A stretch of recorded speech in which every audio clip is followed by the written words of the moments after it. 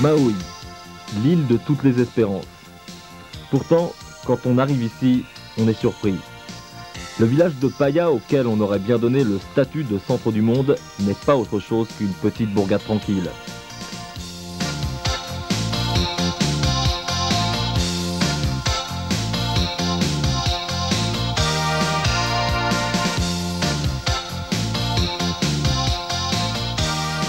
Et Ukipa même, lieu saint entre tous, n'est guère plus qu'une minuscule plage sans charme particulier, comme on en trouve partout dans le monde.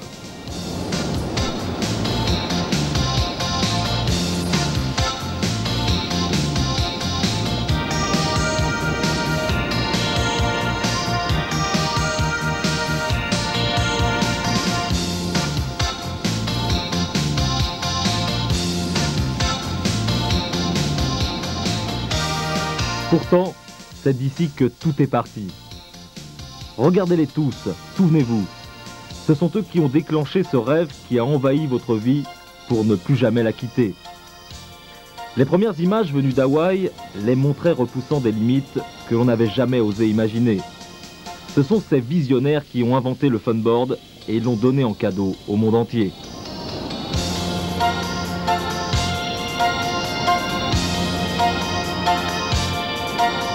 Au milieu d'eux, celui qui le premier et sans doute le seul a accédé au rang de mythe, de pure légende vivante, le King Robin Nash.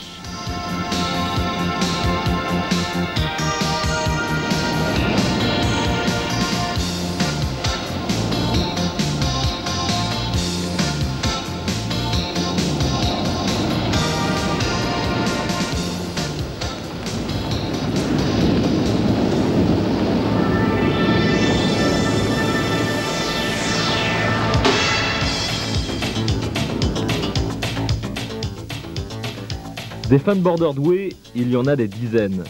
Mais d'aussi talentueux que lui, il n'y en a pas un. Là où d'autres font figure d'éclairs, aveuglant mais fugaces, Robbie marque de son empreinte toute l'histoire de la planche et du funboard depuis les origines.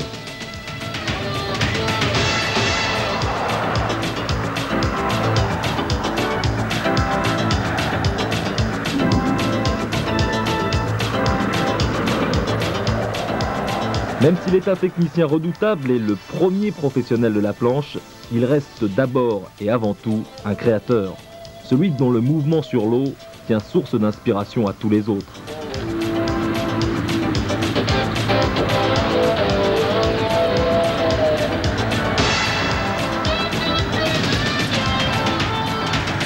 Robbie en effet dispose de cette qualité rare et précieuse qui fonde sa différence.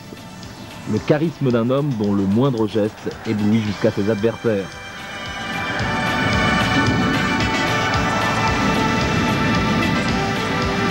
Tour à tour puissant et inspiré, énergique et fluide, dur et tranquille. Si Robbie a un secret, il le cache à merveille, à moins tout simplement qu'il soit l'homme au monde qui aime le plus naviguer.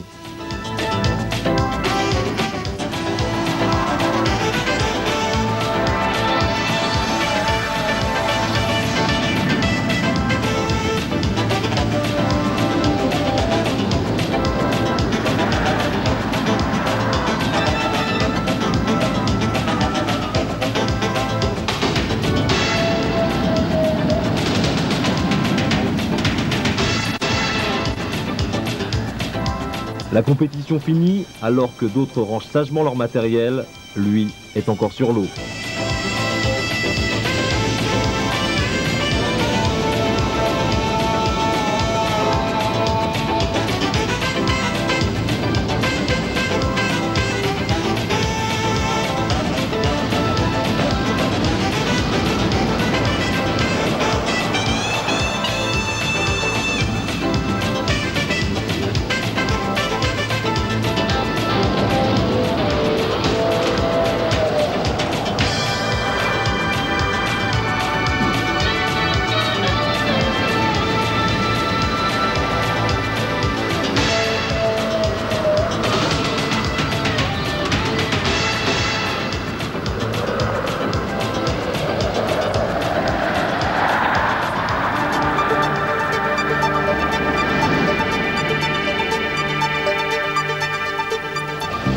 Les frères Ibon sont d'appellation corse contrôlée.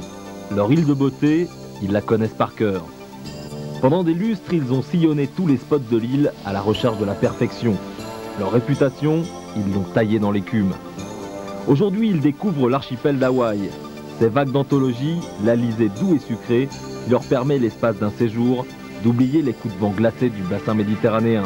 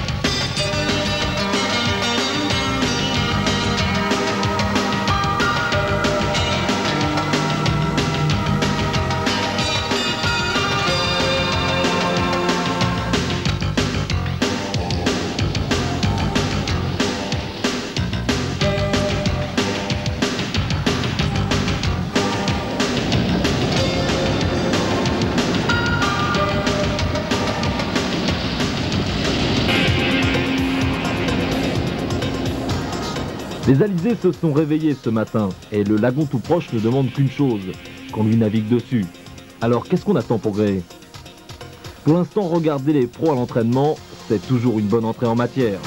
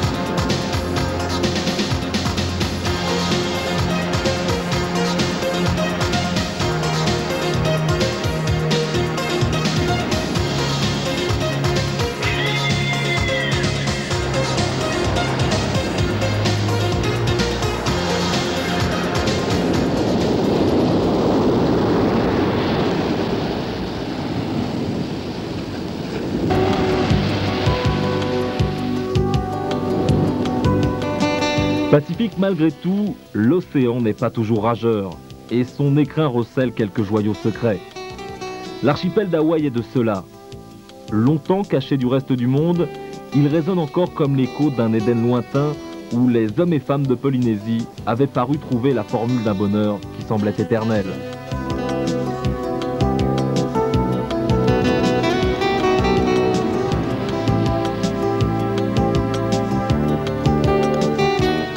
Si Hawaï a changé, ce n'est pas en cela. Les îles conservent toujours leur don du ciel. La douceur de l'eau et de l'air qui reste un appel à la tranquillité partagée. Aloha, le mot de rencontre des Hawaïens, s'adresse à tous et à toutes choses. Celui qui arrive, qu'il soit un homme ou une vague, est le bienvenu. À chacun d'accueillir l'autre comme il vient, en toute simplicité.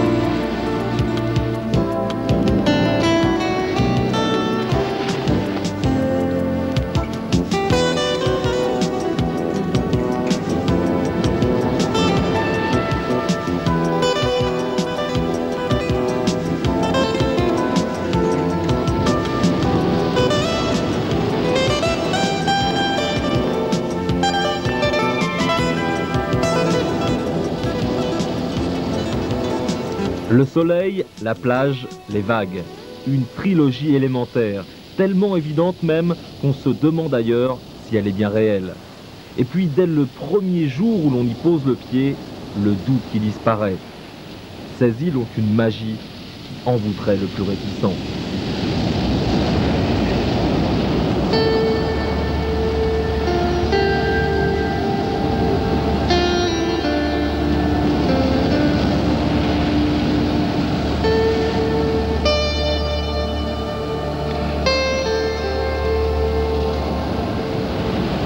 Tout commence ici, par cette masse océanique dont l'infinité est déjà un mystère, et qui, tel un monstre assoupi depuis les origines, se réveille parfois pour rappeler au monde sa puissance et sa beauté.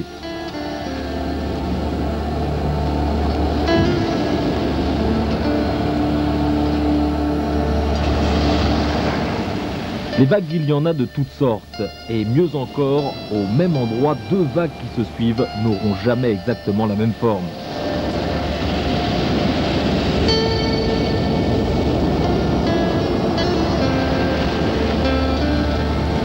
Définir cette masse d'eau en mouvement, pas facile. Une chose est sûre, à Hawaï, les vagues sont parmi les plus puissantes du monde parce qu'elles ne sont pas freinées dans leur progression et qu'elles déferlent d'un coup sur les récifs de corail ou de lave. Un exemple, en Europe, la vitesse de la houle tourne autour des 20 à 30 km/h. À Hawaï, elle dépasse allègrement les 50 km/h. C'est dire que même des petites vagues de 1 mètre seront là-bas bien différentes de celles que l'on trouve ici. Hawaï est aussi le royaume des grosses vagues, l'un des seuls endroits où déferlent parfois des vagues de 5 à 10 mètres et plus.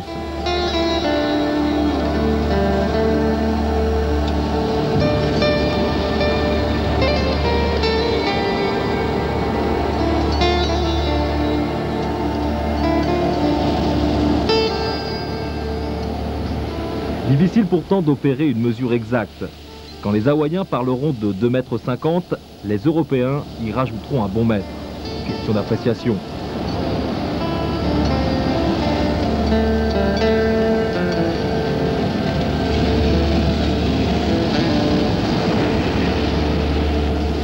De toute façon, il y a plus simple. Une vague est grosse quand la peur commence à vous nouer le ventre.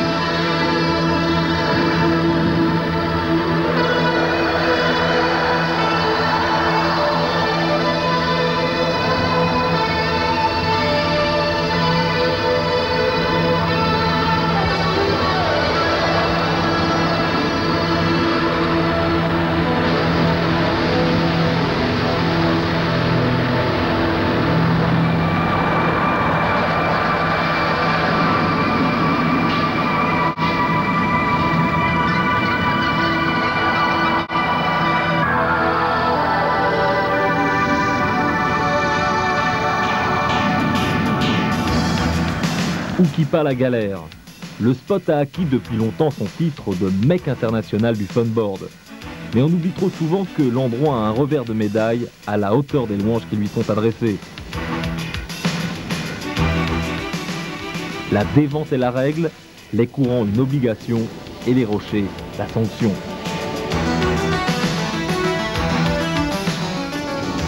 L'image de la facilité et de l'aisance des meilleurs n'est précisément qu'une image. Un off-the-lip approximatif, une vague qui tout à coup décide de jouer à guichet fermé, et c'est le cauchemar qui commence. Au plaisir extrême de la descente de vague succède d'un coup la galère non moins extrême du bouillon dont chacun a connu l'issue plus d'une fois. Planche fracassée, gréement éclaté, voile déchiré. Quant au planchiste, il a lui aussi droit au même plaisir.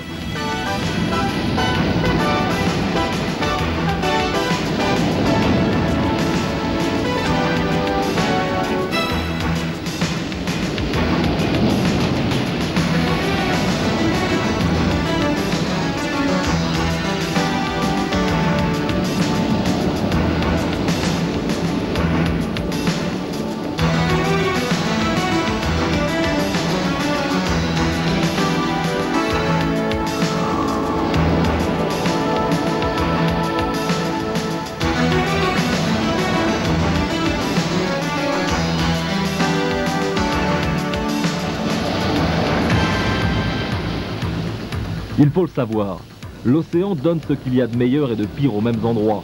Ainsi, Waimea, la vague qui compte parmi les plus grosses du monde, ne déferle guère que 2 à 3 fois par an. Et ces jours-là, on ne peut même pas dire qu'elle soit belle. Le shore-break est meurtrier et la vague elle-même est clapoteuse. C'est avec leur gun propre à ces conditions extrêmes, les Big Wave Riders qui sortent ces montagnes d'eau savent parfois apprivoiser le monstre. Parfois, mais pas toujours.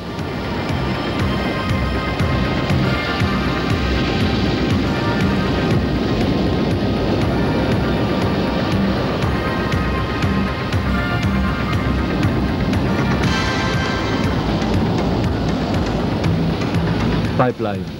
Cette vague passe pour être la plus belle du monde. En effet, vu de la plage, c'est beau. Mais c'est pourtant lorsqu'on s'en approche que sa perfection devient évidente.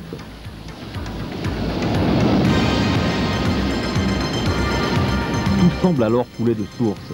La rapidité du déferlement, l'épaisseur de la lèvre, la profondeur du tube, la force du souffle qui éjecte le surfeur.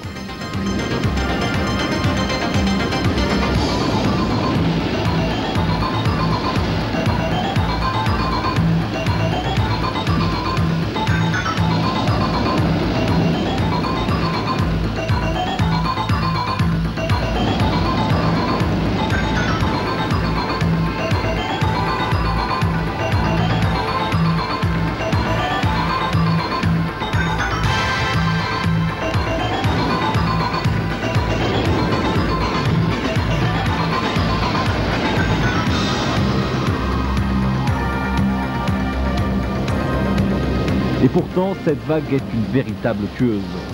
Le risque ne vient pas seulement du corail et de la lave affleurante, ou du déferlement qui ne laisse soudain aucune chance. Parfois, c'est de l'autre surfeur que vient le danger.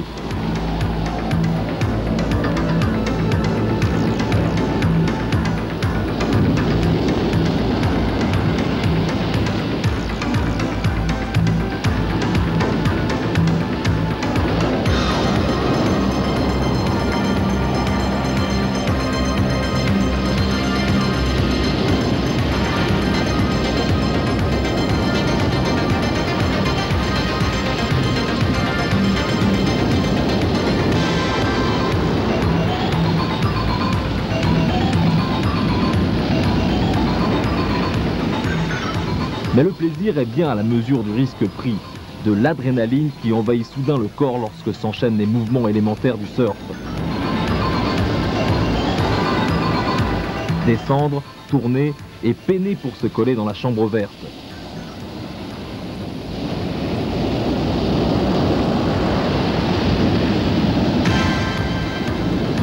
C'est simple, primitif, mais c'est aussi essentiel et absolu.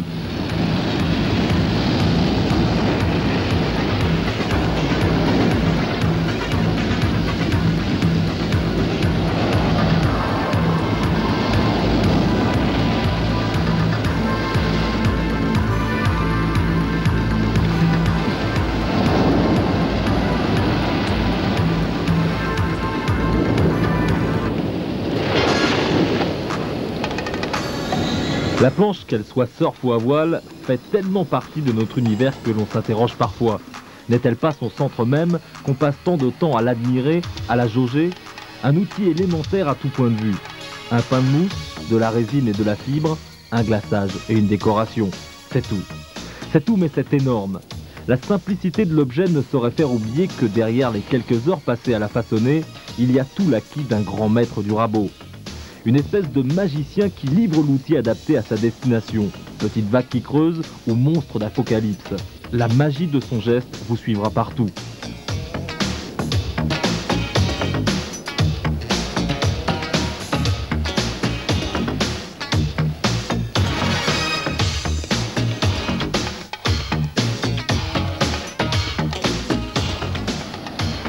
Deux vagues ne se ressemblent jamais, de surf non plus.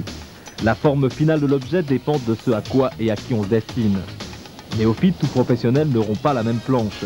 Et pour chacun, tout dépendra encore de sa taille, de sa position sur le surf et des vagues qu'il entend affronter. Ce sont aussi des dizaines de paramètres que doit prendre en compte le shaper avant de livrer le produit au surfeur. Et si aujourd'hui le thruster, un surf à 3 ailerons, s'est imposé sur la plupart des planches, les formes continuent sans cesse d'évoluer dans des détails qui font toute la différence.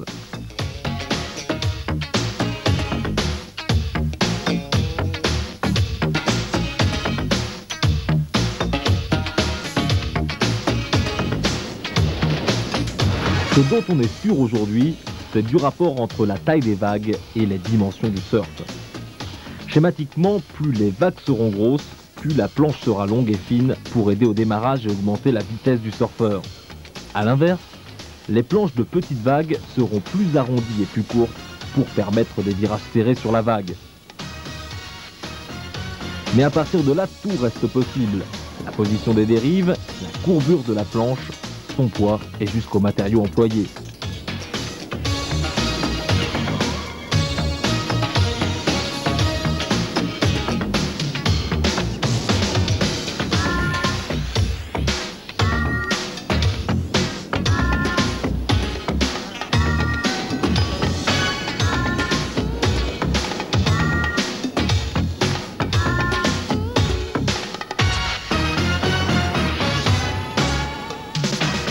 Dans cette affaire, tout est histoire de dialogue entre le shaper et le surfeur. Lorsque le courant passe entre l'un et l'autre, le résultat a toutes les chances d'être un vrai bijou dont on se souvient encore des années après.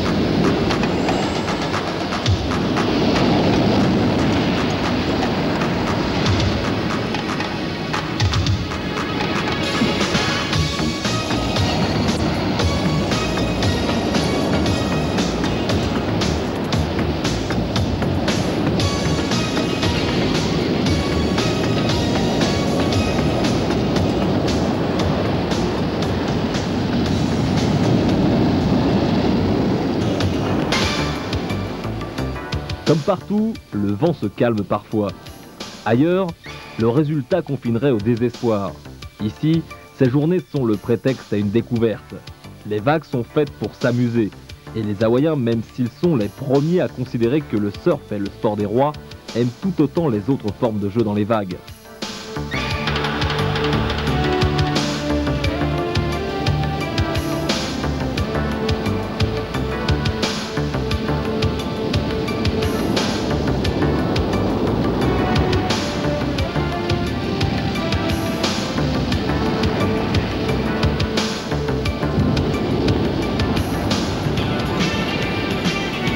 Le bodyboard, cette petite planche en mousse d'une extrême simplicité, est une arme absolue.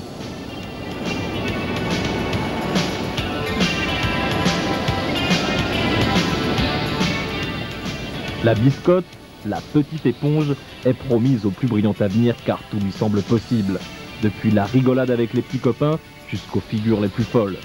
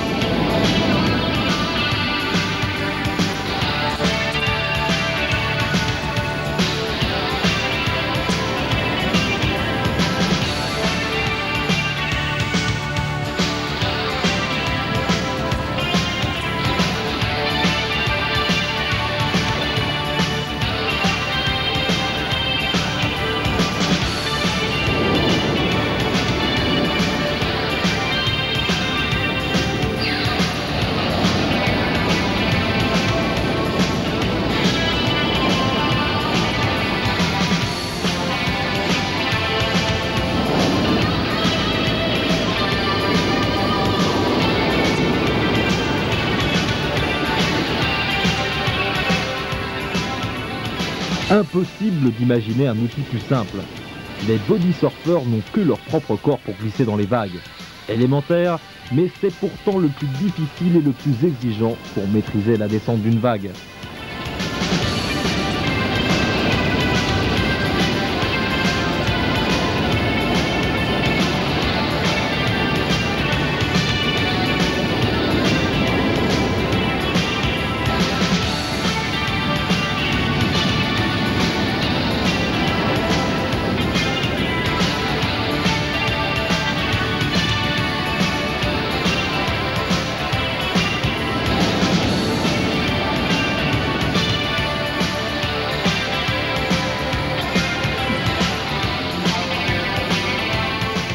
Signe des temps modernes, le jet ski permet d'accéder au plaisir des vagues sans en subir les contraintes.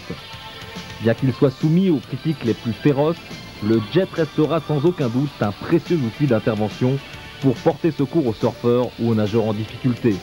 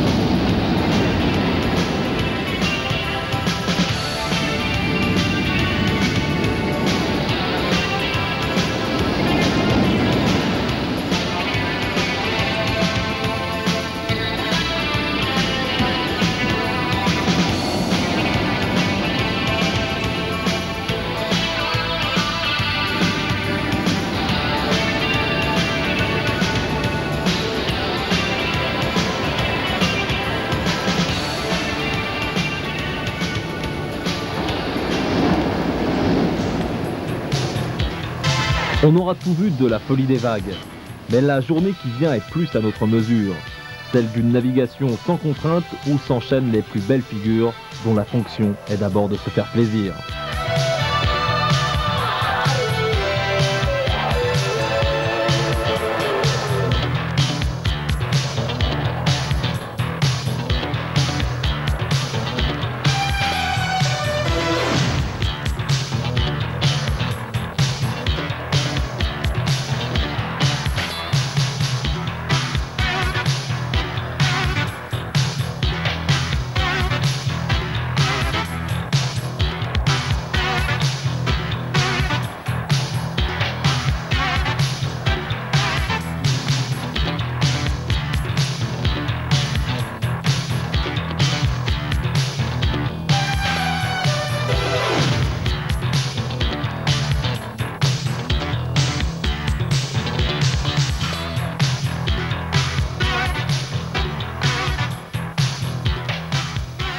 Histoire de flatter son ego aussi, les transitions, plus qu'une prouesse technique, restent du spectacle à l'état brut. Pure, stylée ou radicale, elles constituent l'essence même du fun.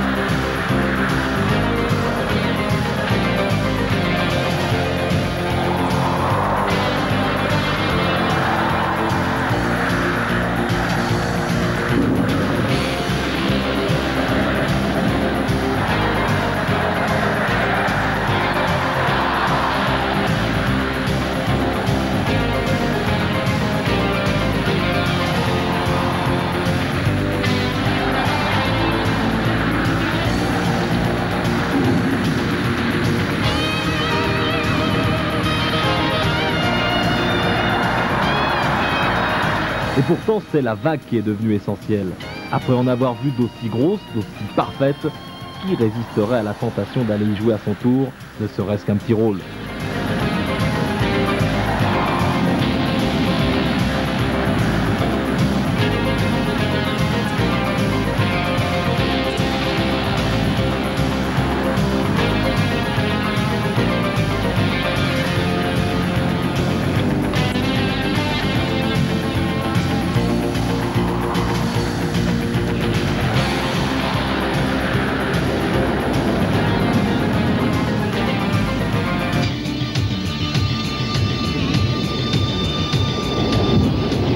À Aokipa, les conditions sont à la fois extrêmes et idéales. Une telle conjonction, sans doute unique au monde, n'a pas seulement permis aux meilleurs de l'être plus encore. Elle a aussi fait du funboard un sport à part entière.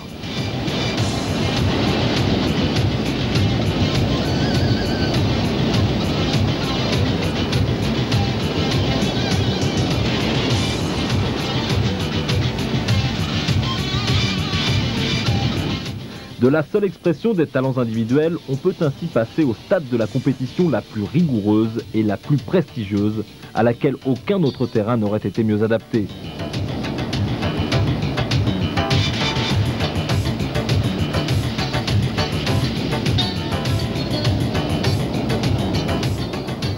On ne navigue plus seulement pour son plaisir ou son public, on se bat d'abord face à des juges. Saut, surf et transition, tout est rigoureusement noté dans un système qui ne doit rien à l'amateurisme.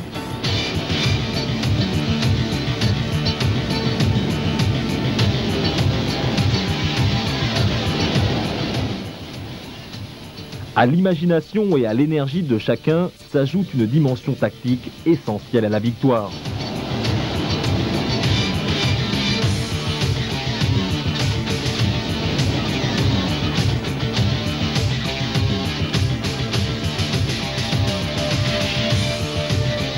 Aokipa, ce n'est pas seulement le funboard, la planche pour le plaisir.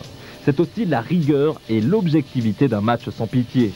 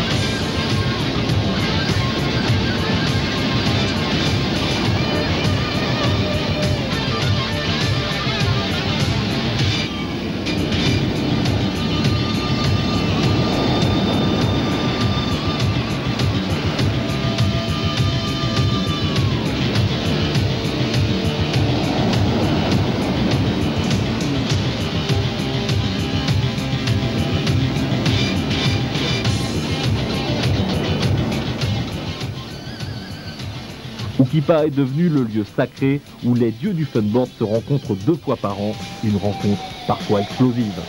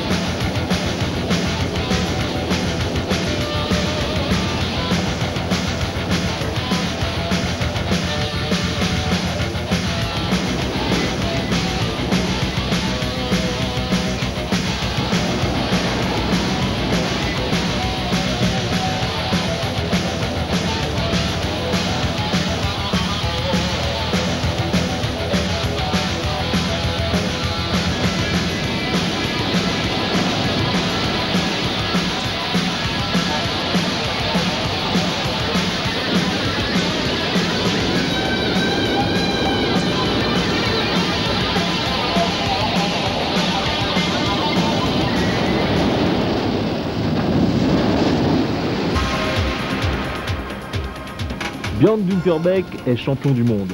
Il se bat toute l'année et dans toutes les disciplines du funboard. Il est à ce jeu le plus régulier.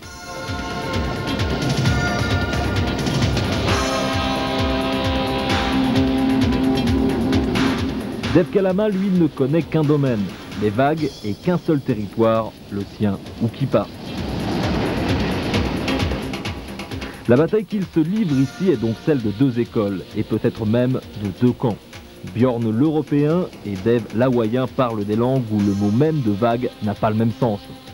À les regarder, c'est ce qu'ils semblent proclamer. Leur choix de vague est très différent, comme les figures qu'ils choisissent d'y exécuter.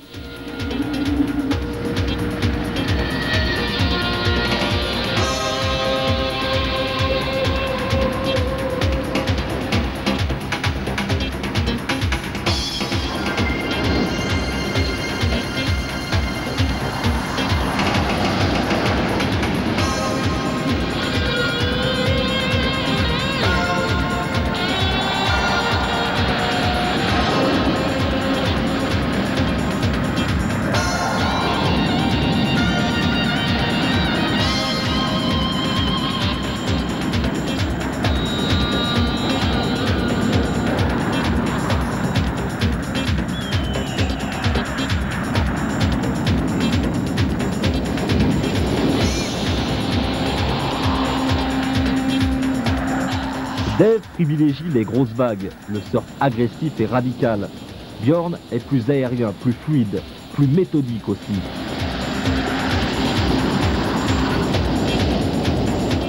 Entre le rock'n'roll et la musique classique, il faut choisir son camp. Les juges sont de vrais rockers et le rythme de Kalama les fait vibrer. Kalama va gagner, car il est le seul à réussir à ce moment une toute nouvelle figure, le fameux 360 degrés sans quitter la vague.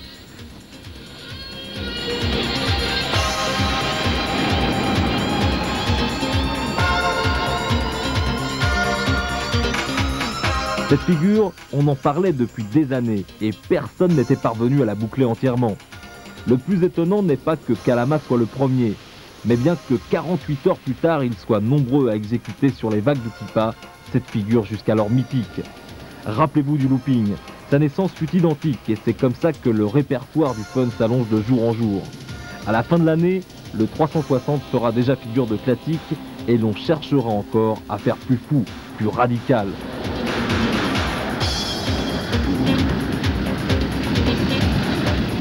Les funboards s'inventent tous les jours.